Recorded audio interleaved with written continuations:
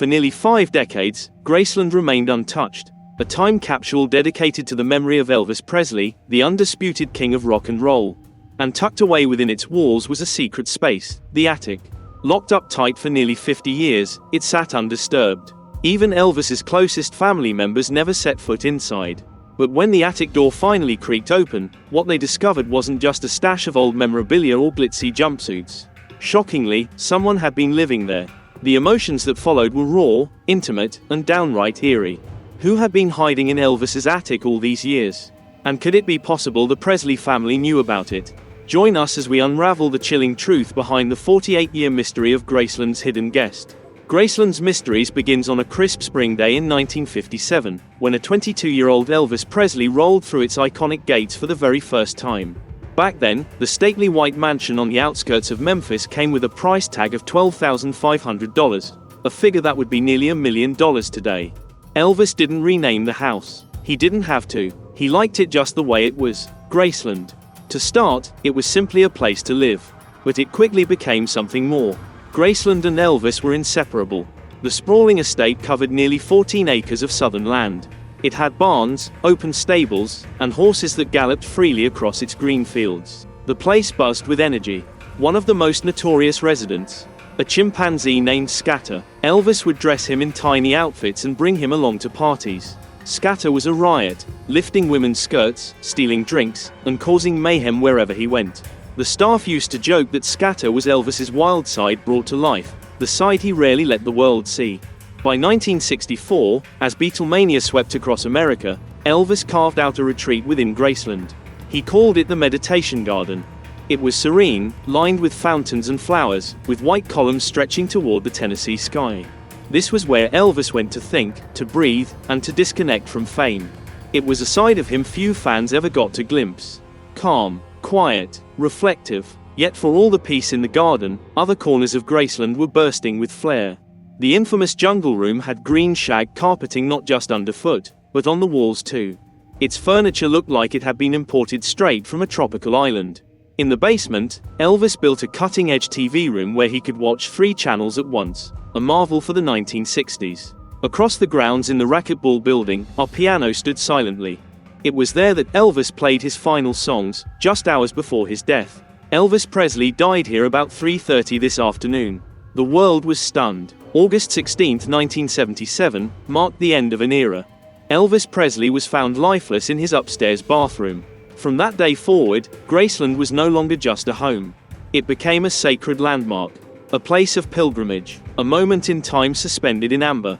In the aftermath, nearly 100,000 grieving fans flooded Memphis. They lined the streets, pressed against the gates, and wept for the man they had adored. Inside the grand halls of Graceland, Elvis Presley lay in state, dressed in a crisp white suit and a soft blue shirt. It was a sight burned into the memory of everyone who witnessed it. On August 18th, a solemn procession of 17 gleaming white Cadillacs wound through Memphis. Famous faces lined the route: James Brown, Sammy Davis Jr., Caroline Kennedy. And among them stood Priscilla, their young daughter Lisa Marie, just 9 years old, and a shattered Vernon Presley, Elvis's father. Elvis was laid to rest beside his beloved mother, Gladys, at Forest Hill Cemetery. The family hoped this would be the final goodbye. But peace was short-lived. Just 2 days later, the unthinkable happened. Under the cover of darkness, a group of men broke into the cemetery, attempting to steal Elvis's coffin. They didn't succeed, only managing to damage part of the tomb before they were caught. Still, the message was chilling. Even in death, Elvis couldn't escape the spotlight. Vernon Presley was devastated. He couldn't bear the risk. So, with quiet cooperation from the authorities, Vernon made a drastic decision. He had Elvis and Gladys reburied. This time, at Graceland, on the grounds Elvis once called his sanctuary. That one act forever transformed Graceland. It was no longer just a private residence or a public tribute. It became a fortress. Vernon installed alarms, hired guards, and locked down entire sections of the house, especially the second floor and the attic. The official reason: privacy. Elvis's bedroom, the bathroom where he died, and his most personal spaces were to remain untouched, out of respect, they said. But over the years, that explanation began to wear thin. When Graceland opened to the public in 1982, following Vernon's death, fans were welcomed inside. They explored the kitchen where Elvis made peanut butter and banana sandwiches, gazed at the stained glass peacocks in the living room, and stood silently at his grave. But upstairs, always off limits, a rope blocked the staircase. The attic door remained shut. Not even presidents or prime ministers were allowed beyond. Tour guides repeated the same line, "The upstairs is private," out of respect for the family. And so it stayed, for 48 long years. No one went up, no one even asked anymore. That silence became part of the myth. Tourists marveled at Elvis's gold records and rhinestone suits, but they always looked up, wondering what secrets were hidden above. But the attic's physical mystery wasn't the only thing being hidden. In plain sight, something far more disturbing was unfolding. The real story behind the king's tragic end. What did Elvis's doctor know that the rest of America didn't? The king falls. August 16, 1977. Graceland went still. It started like so many days in Elvis Presley's later life. Thick curtains kept the light out, the bedroom cooled and dim. At 42, Elvis had slipped into a lifestyle of staying up all night, sleeping most of the day. Sometimes, he'd go days without sleep, until finally collapsing into a medicated rest. His girlfriend, Ginger Alden, woke around 2 p.m. Elvis was still in bed. That wasn't unusual. She got ready for the day, assuming he'd wake up soon. But by mid-afternoon, something didn't feel right. The silence in the house was deafening. At around 2:30, Ginger tapped on the bathroom door. No answer. She opened it, and saw Elvis lying motionless on the floor. His pajama bottoms were around his ankles. His face had turned a haunting shade of blue. Ginger screamed. Joe Esposito, Elvis's close friend and road manager, rushed upstairs. He immediately began CPR while someone called 911. Paramedics arrived within minutes. They fought to revive him as the ambulance tore through Memphis toward Baptist Memorial Hospital. Doctors tried everything, but by 3:30 p.m., they declared him gone. Elvis Presley was dead. The world stopped. Radio shows cut their broadcasts. Fans collapsed in tears. How could the king, only 42, be gone so suddenly? That same evening, Dr. Jerry Francisco, the medical examiner, faced a wall of cameras. He offered a simple statement. Elvis had died of cardiac arrhythmia. His heart just stopped. Natural causes, he said. Case closed. But something didn't sit right. Even in 1977, the public noticed Elvis wasn't the same. The once sleek star had ballooned to nearly 260 pounds. His shows were inconsistent. He forgot lyrics, rambled between songs, and sometimes needed help staying upright. Behind closed doors, the truth was darker. The autopsy revealed signs of prolonged prescription drug use, an enlarged heart, a swollen liver, and internal damage consistent with years of substance dependency. The toxicology report, which followed later, showed what Dr. Francisco hadn't revealed. Elvis's blood was full of powerful medications like, and more. Why the omission? Why the cover-up? Some said Dr. Francisco wanted to shield Elvis's legacy and spare his family more pain. Others suspected something deeper, a conspiracy to protect not only the Presley name, but also the doctors who kept him supplied. At the heart of it all was one man, Dr. George Nikopoulos, Drive. Nick. He had been Elvis's personal physician since 1967. In the final 8 months of Elvis's life alone, from January to August 1977, Drive. Nick wrote prescriptions for over 10,000 pills. And the year before, nearly 19,000. Later investigations uncovered an alarming pattern. In those last months, Elvis had received 195 separate prescriptions. That's nearly one every day and a half. Dr. Nick always had an explanation. Dr. Nick defended himself by painting a very different picture of Elvis's condition. He claimed the king suffered from serious medical problems, chronic pain from an old army head injury, severe glaucoma, and a painful intestinal disorder called regional enteritis. According to him, the medications were necessary. But his most unexpected claim came later. He said he was actually protecting Elvis. By supplying the pills himself, Dr. Nick argued, he was keeping Elvis away from dangerous street drugs and unethical doctors. If I hadn't given them to him, he would have gotten them somewhere else, he told the medical board. He even said he'd been trying to slowly wean Elvis off the medications, closely monitoring him the entire time. But the Elvis fans saw in his final days didn't look like someone getting better. He'd stay awake for days, hyped up on amphetamines, only to crash hard with sedatives. His diet was a mess. He binged on greasy food, then took harsh laxatives to lose the weight. On his last day alive, Elvis followed his usual routine. Another round of medications, a morning game of racquetball, and then more pills before going back to bed. Those final doses likely pushed his already fragile heart past the edge. A heart weakened by years of prescription drug abuse and physical decline. Tennessee officials weren't buying Dr. Nick's explanation.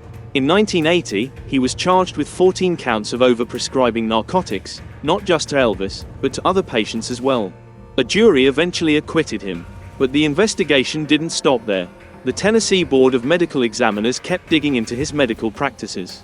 And in 1995, nearly 2 decades after Elvis's death, they permanently revoked his license. Then, in 2020, a new theory reignited the controversy.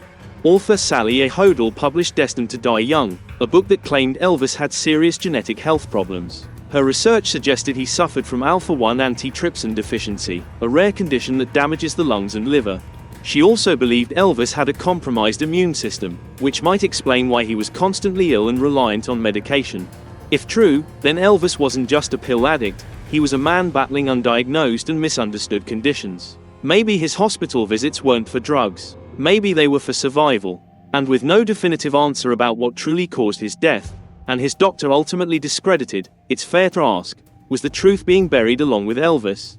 Or was someone finally trying to dig it up, fighting to keep secrets hidden, or bring them to light? Then in spring 2024, a story broke that stunned Elvis fans around the world. A company no one had ever heard of, Norzani Investments and Private Lending LLC, quietly filed court papers to auction off Graceland, the sacred home of rock and roll.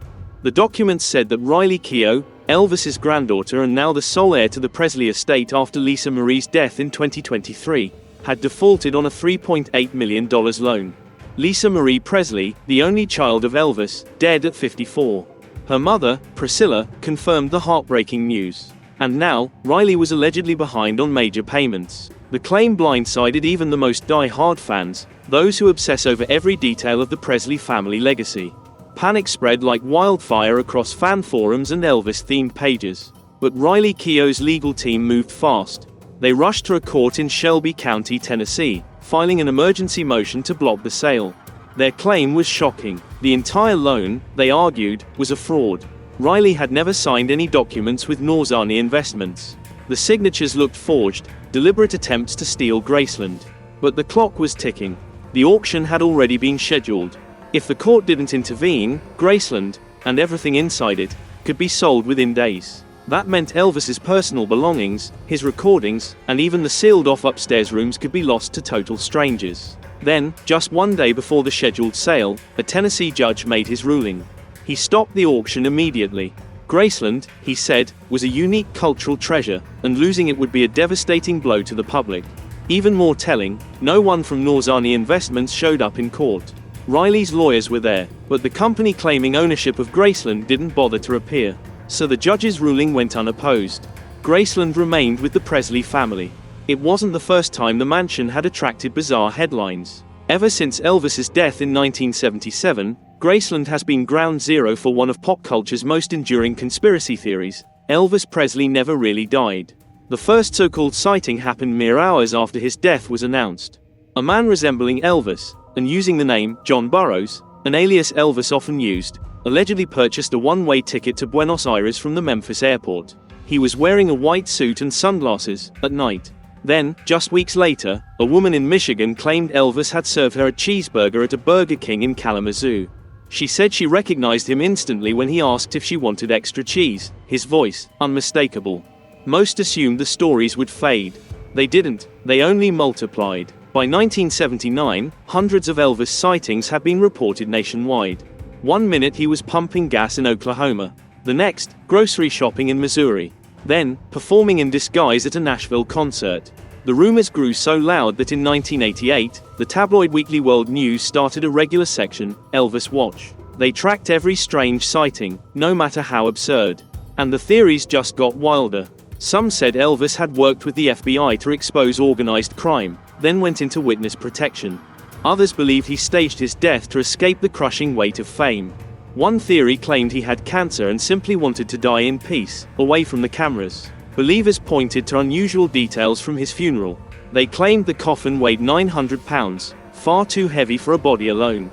They questioned why, after a public viewing, the family insisted on a closed casket. Most famously, they noticed the spelling on his gravestone.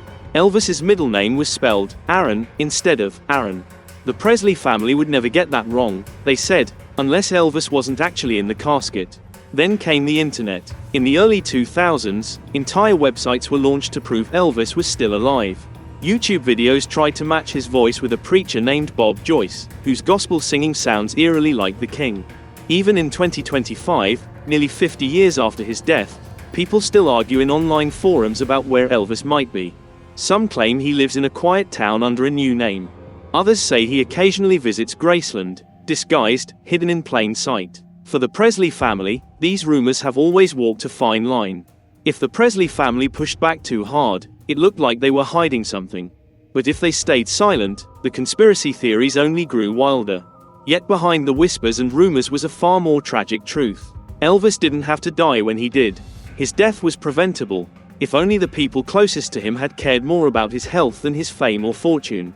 But the Elvis is alive stories offered him an escape from accountability. That's why Riley Keough's next move was so unexpected and so bold. She did something no one in her family had ever dared. She gave permission to open the attic, the place that had been sealed shut for nearly 50 years. The forbidden attic, unlocked. On a chilly January morning in 2025, a small team of archivists, dressed in white gloves and holding breathless anticipation, climbed the narrow staircase to the attic of Graceland. Their steps echoed off the wood as dust hung heavy in the air. No one had crossed that threshold since August 1977. The space above felt untouched, frozen in time. At the top, behind a heavy wooden door, a part of the mansion remained sealed, like a vault of personal history, waiting. The lead archivist, holding an aged brass key kept in the Presley family since Elvis's death, turned the lock. The door creaked open, long and slow, like it had been holding its breath. As light from the hallway spilled in for the first time in almost half a century, the team stood still. This wasn't a forgotten storage room. It was something else. It felt intentional, like someone had carefully crafted a museum of a life. The attic was far larger than expected, stretching across the entire upper floor. Dormer windows were covered with thick blackout curtains, still intact after decades. Unlike the flamboyant jungle room or Elvis's glittering stage outfits, the attic was humble. Wooden walls, bare floors. A cool breeze flowed through the space, quietly sustained by a small, still-functioning air conditioner. Graceland's maintenance team had unknowingly preserved the climate in this room for decades, without ever stepping inside. Along one long wall sat rows of boxes, each carefully labeled in Elvis's own handwriting. The labels told a story: Tupelo 1945, first recordings, Army Days, Hollywood, comeback special, Vegas. It was a timeline in cardboard, a life mapped out, moment by moment. But one box stood apart. It was labeled simply, After. Dated 1977. The archivists moved with care. Each item was photographed before being touched. Every box was catalogued. This was no longer just family history, it was national history. Some items immediately pulled at the heart. In the Tupelo box, they found a worn teddy bear. One eye missing, stitched patches covering its faded fabric.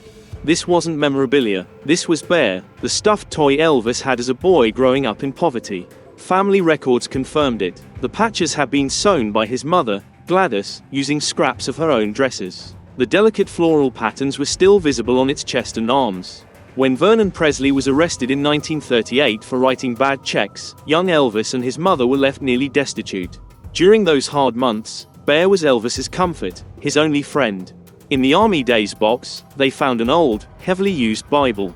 Its spine had long since split and was now held together with electrical tape.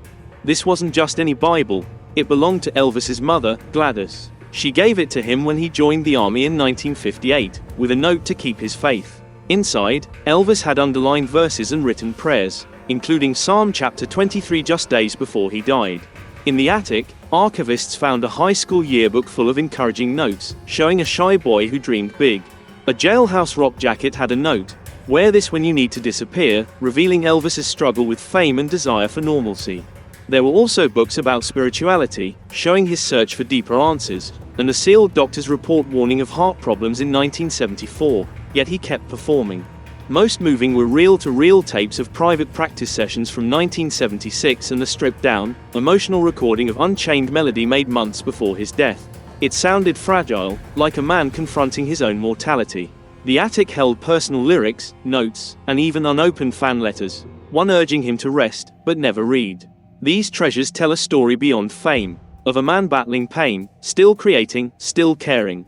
Elvis wasn't just a legend on stage. Behind the gold and glitter was a deeply human story, one we're still trying to understand.